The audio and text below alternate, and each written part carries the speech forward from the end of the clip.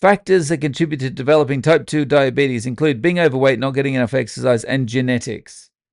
Yes, you saw mum and dad eating the bag of sugar and you thought that was a good idea. That's how it's genetic.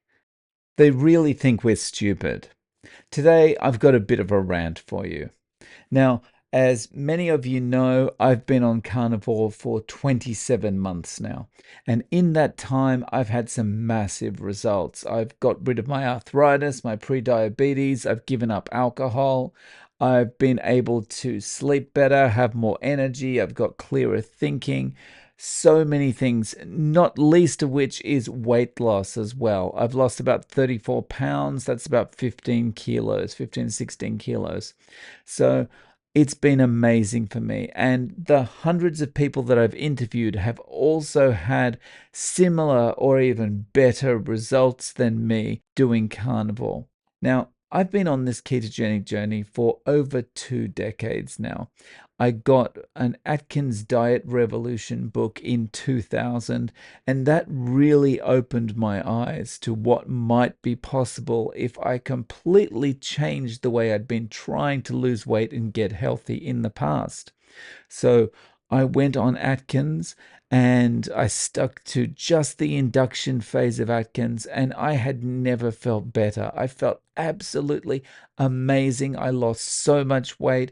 I was lighter on my feet. I had more energy. I had more clarity of thought. I had better sleep. Everything improved. Unfortunately, this first try at Atkins only lasted 4 or 5 months because I let the media and family and friends and work colleagues talk me out of doing Atkins.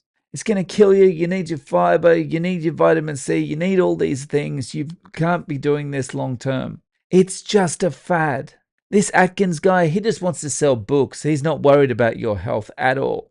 And the pressure was so intense, and the almost shame that you felt for doing this thing that was a little bit different from everyone else was so intense that I just gave it up. And what happens when you give it up, of course, the weight comes back on, you start feeling awful again. But what I want to talk about today is the constant lies about this stuff. Read any article online about the carnivore diet, whether it's Healthline, WebMD, news outlets. They'll talk about it. They'll say, yes, in the short term, you'll get weight loss, you'll feel better, you'll sleep better. But long term, there could be some serious problems. Let's see what our expert says about this. And then they defer to the expert, who is inevitably a dietitian or some doctor who has been indoctrinated into a big pharma way of thinking. They're going to tell you, if you don't have fiber, the walls are going to come crashing down. You need to have veggies and fruits, and you need to have all these things to protect against these chronic diseases. Have too much saturated fat in your diet, untold problems are going to happen. You're going to get type 2 diabetes. You're going to get dementia. You're going to get all these chronic illnesses. It's a nightmare, where the actual reality is the exact opposite of what they're telling you. So I'd like to show you a systematic review from January 2022. Now, this is United States dietary trends since 1800. Okay, and there's some, it's obviously it's very long and very drawn out, but there's some really interesting tables that I think really help us to understand what's going on. All right, so one of those tables, if we have a look here, is, hopefully this is showing on screen okay. So we've got red meat. All right. And by pounds, in 1800, we were consuming 197 pounds. Okay. And 2000, it was down to 120.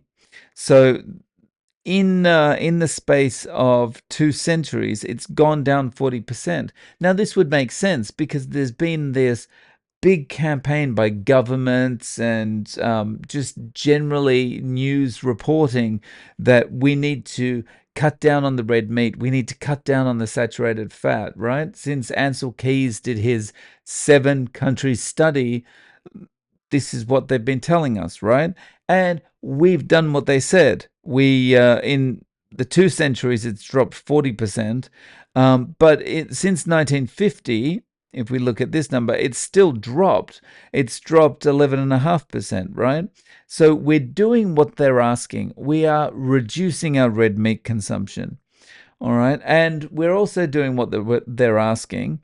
Since 1950 to 2000, there has been a 220% increase in poultry consumption, right? Eat your lean chicken, eat your fish, right? So 220% increase in poultry, 30% increase in fish and shellfish consumption, right? So we've reduced the red meat, we've taken their advice, we've increased the chicken, we've increased the fish. And what about dairy? Oh, saturated fat's bad. So we've done what they said. We've reduced dairy consumption by 33.5%, right? All dairy products down by nearly 7%. Eggs consumption down by 33.7%. And this is what they've been telling us, right? So we took the advice. The same way we did with smoking. They said smoking's bad. Give up smoking. Don't smoke. It's going to give you lung cancer. It's going to give you all these problems. You get emphysema, you get blah, blah, blah, blah, blah. We went, okay, that's a good point. We don't want to get lung cancer. We don't want to get emphysema. We don't want to get all these things. We'll stop. And we did. There's hardly anyone smokes now, relatively. And the same thing happened with saturated fat, with red meat, with eggs. They told us it's bad. You're going to get these diseases. You're going to get heart attacks. You're going to get all these problems. Give it up. We did that. What's happened with heart attacks? What's happened with chronic diseases? Have they decreased at the same rate? Have they gone down 11.5%? Have they gone down 33.5%? I don't think so. Also, eat your fruit and veg, right? We listened. Fruit consumption up 24%, vegetable consumption up 51%, grains up 20%, and we're also reducing the sugar we're putting in coffee and all that kind of thing. We are increasing sweeteners by 34%, or we have increased sweeteners by 34%. All right. So if we look at animal versus plant-based fats and oils, you'll see we listened. Look at the decrease in animal-based fats, right, from 1909. We've gone from there all the way down to less than 10. And for vegetable-based oils, we've gone from here all the way up to here. That's crazy. Yeah, but of course, all the disease we've experienced, the increase in disease has got absolutely nothing to do with plant-based stuff. It's all to do with animal-based stuff, guys. Remember that. It's animal-based. That's the problem. Okay, moving on. I put a query into Google. What is causing the increase in type 2 diabetes? Okay. So overweight, obesity, this one's from the NIH. Overweight, obesity, and physical inactivity. That's what's causing type 2 diabetes. Really? It's got nothing to do with sugar? Nothing? You are more likely to develop type 2 diabetes if you are not physically active and are overweight or have obesity. Extra weight sometimes causes insulin resistance. Not the sugar that you're consuming, not the carbohydrate, not the starch, and is common in people with type 2 diabetes. Okay, so let's keep going down. Let's see what else it says. Is type 2 diabetes getting worse? Your body changes as it progresses and diabetes. So, okay, well, Google's getting worse and worse the way it answers questions. So why is the number of diabetics increasing? Okay, an aging population, decreasing levels of physical, nothing to do with food. Nothing to do with food, International Diabetes Federation. What factors increase type 2 diabetes? Impaired fasting glucose, high blood pressure, dyslipidemia, overweight and obesity, waist circumference, fruit and vegetable intake, physical activity, smoking.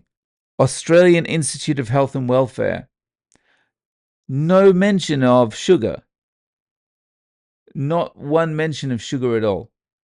Interesting. What is the leading cause for type 2 diabetes? This one is from the WHO. Factors that contribute to developing type 2 diabetes include being overweight, not getting enough exercise, and genetics. Yes, you saw mum and dad eating the bag of sugar and you thought that was a good idea. That's how it's genetic. Early diagnosis is important to. What are we hiding here? What? Like, these are all different organizations, and no one is pointing the finger at sugar. What is the biggest factor in diabetes? Being overweight. This is more fatty tissue. What? Why is diabetes more common these days? The main drivers of diabetes epidemic are change to unhealthy diets leading to increased calories and glycemic load. Getting a bit closer. Reduction in physical activity, urbanization, depression and stress. Okay. But what about just the elephant in the room here is the elephant in the room is sugar. What is one of the largest causes of type 2 diabetes? Number one factor is being overweight or obese. How do you get overweight or obese? Oh, I was just unlucky. I picked the short straw or the thick straw. Like what? the Okay, what is the root cause? The exact cause of most types of diabetes is unknown. What? It's sugar. Okay, in all cases, sugar builds up in the bloodstream. This is because the pancreas doesn't produce enough insulin. Both type 1 and type 2 diabetes. So perhaps the problem is your body has just gone, you know what, mate? I'm tired of this. I've tried to work with you and you just keep pumping this garbage in here. I give up. I can't do this anymore. It's like a husband or wife who's tried their best in a relationship, and no matter what they do, they can't do anything right? So they walk on eggshells, and the spouse is constantly at them. You did this wrong. You did this wrong. Why aren't you doing this? Why aren't you doing this? And they're constantly trying to just go tiptoe around them and go, okay, well, I'm sorry about that. Didn't mean that. This is how your body's reacting to you constantly pumping sugar into it. It's tiptoeing around going, okay, we'll try and deal with this. Maybe if we just deal with it this time, he's going to stop doing this. And, it puts the sugar as best it can. It gets the insulin out and it tries to push the sugar into your cells and does the best that it can. And it thinks, okay, we've taken care of it this time. There's a little bit left over, but it's going to be okay. He's going to learn his lesson. He's going to stop. And then tomorrow it's just like he's just woken up and he's pouring another bag of sugar in his throat. What's going on? This is exactly the same. It's weird analogy, I know. But anyway, let's move on. What is causing this is another query I did. What is causing the increase in dementia? The biggest risk factor for dementia is aging.